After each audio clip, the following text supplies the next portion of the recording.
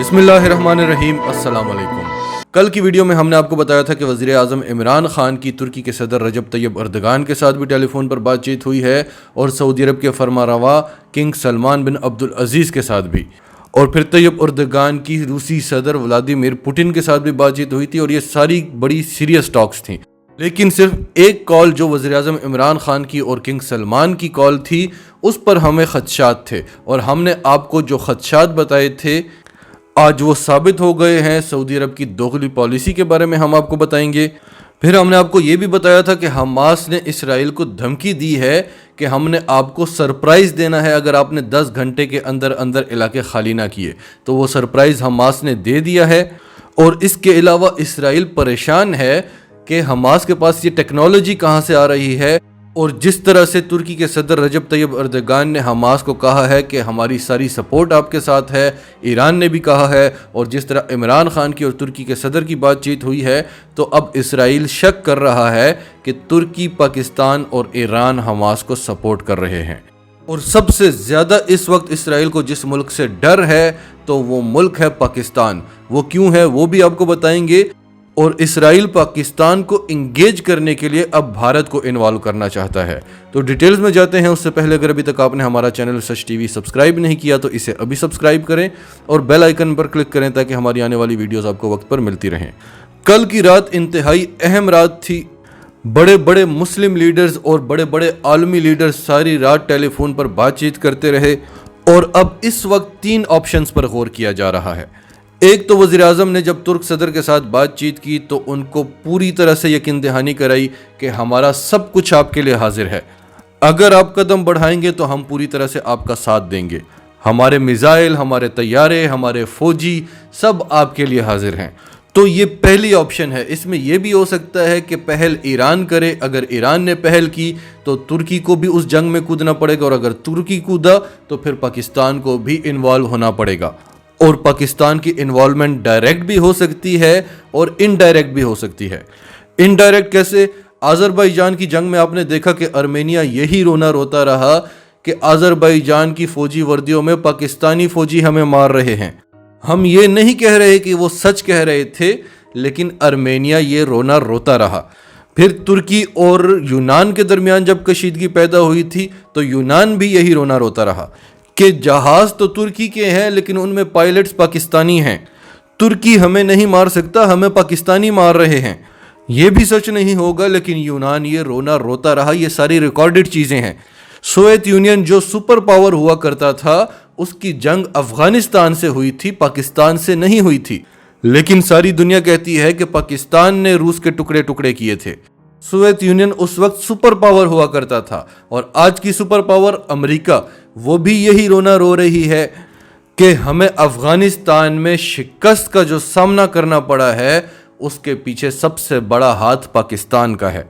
तो हमने आपको कल की वीडियो में भी बताया था, परसों की वीडियो में भी बताया था कि पाकिस्तान इस किस्म का रोल प्ले कर सकता है, और आज इसराइल को बाकायदा तौर पर शक हो गया है।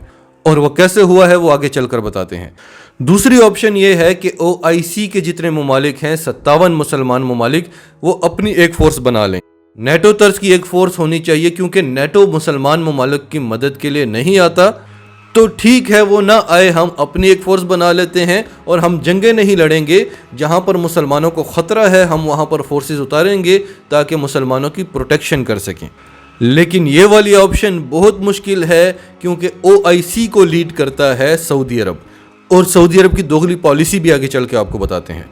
तीसरी ऑप्शन ये है जो कल सदर पुतिन की बातचीत हुई सदर तैयब अर्दगान के साथ, कि ज़रूरी नहीं कि वो मुसलमान ममालिक की फ़ोर्स हो। तुर्की, रूस, चीन, पाकिस्तान, ईरान मिलकर एक फ़ोर्स बना सकते हैं, और ये वही ब्लॉक बन जाता है जिसके बारे में हम आपको काफ़ी अरसे से बता रहे हैं। और रूस और चीन अमेरिका को सुपर पावर भी नहीं मानते, तो ये उनके पास एक मौका है कि आगे बढ़ें, अपना रोल प्ले करें और दुनिया को बताएं कि हम अमेरिका से अच्छा रोल प्ले कर सकते हैं, जो इंसाफ पर मबनी होगा, जिसमें टारगेट सिर्फ मुसलमान नहीं होंगे। तो इस वक्त बड़े बड़े लीडर्स में इन 3 ऑप्शंस पर गौर किया जा रहा है, और ये बातें हमें बड़े मुस्तनद सोर्सेज से पता चली हैं। अब ये इत्तेहाद बनता है या नहीं बनता ये हम कुछ नहीं कह सकते, लेकिन इन 3 ऑप्शंस पर गौर किया जा रहा है یہ ہم آپ کو بڑے وثوق کے ساتھ بتا سکتے ہیں۔ اب آپ کو سعودی عرب کی دوغلی پالیسی کے بارے میں بتاتے ہیں۔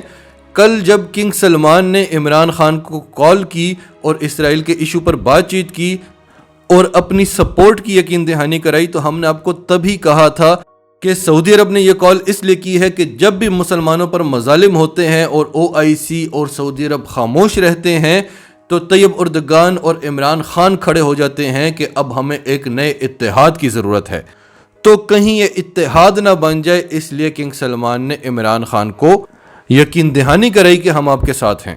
اور یہ دوغلی پالیسی کس طرح ہے؟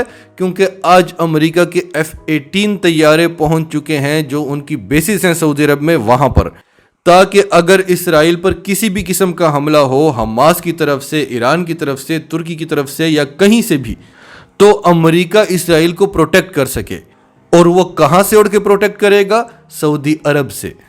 کس کو پروٹیکٹ کرے گا؟ اسرائیل کو۔ کس کو مارے گا؟ حماس کو۔ تو یہ ہے سعودی عرب کا اصل چہرہ۔ اب آپ کو بتاتے ہیں کہ اب اسرائیل ایران پر کس طرح سے شک کر رہا ہے کہ ایران حماس کو سپورٹ کر رہا ہے، اور آخر میں آپ کو بتائیں گے کہ پاکستان اور ترکی پر کس لحاظ سے شک کیا جا رہا ہے۔ کل ہم نے آپ کو بتایا تھا کہ حماس نے اسرائیل کو دھمکی دی ہے کہ ہم آپ کو وارننگ دیتے ہیں کہ 10 گھنٹے کے اندر اندر اپنی فورسز کو ہٹا دیں، نہیں تو ہم آپ کو سرپرائز دیں گے۔ تو وہ سرپرائز کیا تھا؟ اسرائیل نے حماس کو بڑا انڈر ایسٹیمیٹ کیا ہوا تھا۔ اسرائیل کی رپورٹ کے مطابق، ان کے اندازے کے مطابق، حماس کے پاس زیادہ سے زیادہ 7-8 ہزار راکٹس ہیں جن کی رینج انتہائی کم ہے، اور بس اس کے علاوہ ان کے پاس کچھ بھی نہیں ہے، اور یہ راکٹ بھی وہ خود بنا رہے ہیں، اور یہ راکٹ بنانے کی ٹیکنالوجی ان کو کس نے دی ہے؟ ایران نے دی ہے۔ تو اسرائیل کا یہ اندازہ غلط تھا۔ راکٹس کے بارے میں آگے چل کے بتاتے ہیں، لیکن حماس کے پاس ڈرونز بھی تھے، ان کے پاس خودکش ڈرونز ہیں، اور آج انہوں نے خودکش ڈرون کا حملہ کیا اسرائیل میں۔ پہلی مرتبہ تاریخ میں اسرائیل پر ڈرون اٹیک ہوا ہے۔ ان ڈرونز کو اسرائیل نے ڈیٹیکٹ تو کر لیا، F-16 طیارے اڑے اور انہوں نے ان ڈرونز کو شوٹ کر کر گرا دیا، اور یہ ڈرونز بھی خودکش ڈرونز تھے۔ لیکن اب حیرانی کی بات ہے کہ حماس کے پاس ڈرونز کہاں سے آئے؟ حماس کہتا ہے کہ ہم نے یہ ڈرونز خود بنائے ہیں، لیکن IDF یعنی اسرائیل ڈیفنس فورسز کا کہنا ہے کہ یہ ڈرونز ممکنہ طور پر ایران نے دیے ہیں حماس کو۔ پھر اب راکٹس کی بات کر لیں، اور یہ بات بھی کر لیں کہ پاکستان اور ترکی پر کس طرح سے شک کیا جا رہا ہے، لیکن اس سے پہلے آپ سب سے پہلے مسلمانوں کی ہمت اور جذبے کو سلام دیں۔ مسجد اقصیٰ، جہاں سے یہ سارا معاملہ شروع ہوتا ہے، جو انتہائی سینسیٹیو جگہ ہے، وہاں پر عید کے موقع پر مسلمانوں نے بغیر کسی خوف کے عید کی نماز پڑھی۔ وہ مسلمان جن پر حملے ہو رہے ہیں، وہ جگہ جہاں سے اس سب کا آغاز ہوا، وہاں پر مسلمان اوپن کھڑے ہوئے تھے، بغیر کسی خوف کے نماز پڑھ رہے تھے عید کی، اور جو حملہ کرنے والے ہیں وہ بنکرز میں چھپے ہوئے تھے۔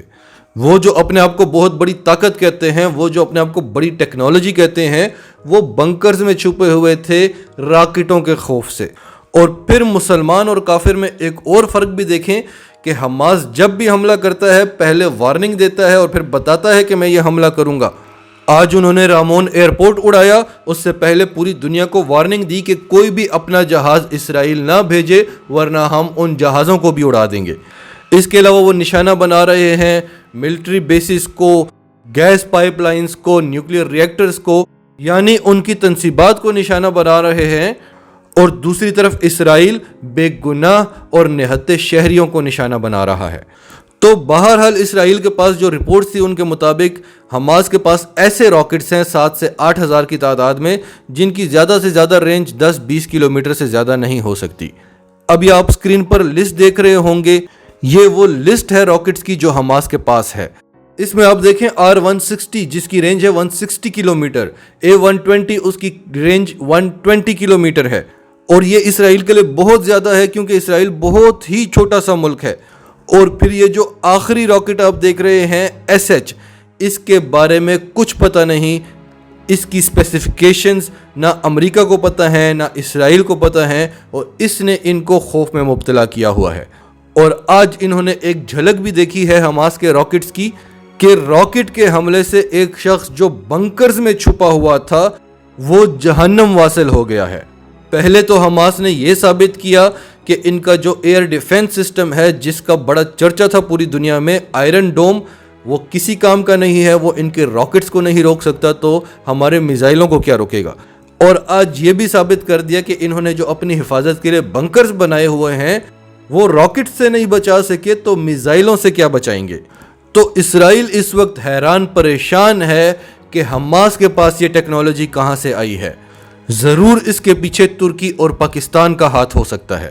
اور آخر میں ایک اور بات آپ کو بتا دیں کہ اسرائیل کی اتنی ہمت اور اتنی مجال نہیں ہے کہ وہ مسجد اقصی پر قبضہ کرنے کی فی الحال کوشش کرے۔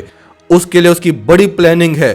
پاکستان کو بھارت کے ساتھ انگیج کرے گا، ایران کو انگیج کرے گا، ترکی جن جن ممالک سے ان کو خطرہ ہے ان ممالک کو ایسی جنگ میں پھنسائیں گے کہ وہ اسرائیل کی طرف دیکھ بھی نہ سکیں، تب جا کے وہ ایسا سٹیپ اٹھائے گا۔ ابھی صرف اس نے ٹرائی کی ہے، اس نے چیک کیا ہے کہ دیکھیں کہ ریئیکشن کیا آتا ہے۔ اگر تو ریئیکشن سخت آتا ہے تو وہ ابھی یہ سٹیپ نہیں اٹھائے گا، اور اگر ریئیکشن کچھ خاص نہیں آتا، صرف مذمت کی جاتی ہے، تو وہ یہ سٹیپ اٹھا بھی سکتا ہے۔ ناظرین، آپ کی سب کے بارے میں کیا رائے ہے؟ کمنٹس میں اپنی رائے کا اظہار کرتے رہیں، اور اگر آپ ہمارے چینل پر نئے ہیں تو ابھی سچ ٹی وی کو سبسکرائب کریں، سچ ٹی وی فیملی کا حصہ بنیں، اور ہماری ویڈیوز پسند آئیں تو انہیں لائک کریں، شیئر کریں، تاکہ زیادہ سے زیادہ لوگوں تک یہ میسیجز پہنچتے رہیں۔